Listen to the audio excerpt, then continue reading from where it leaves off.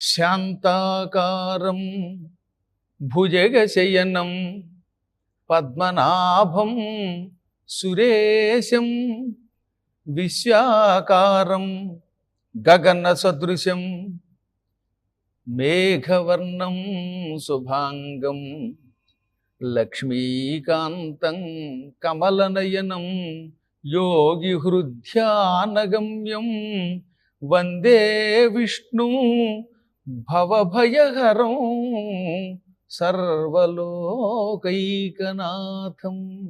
ఓం నమో నారాయణాయ.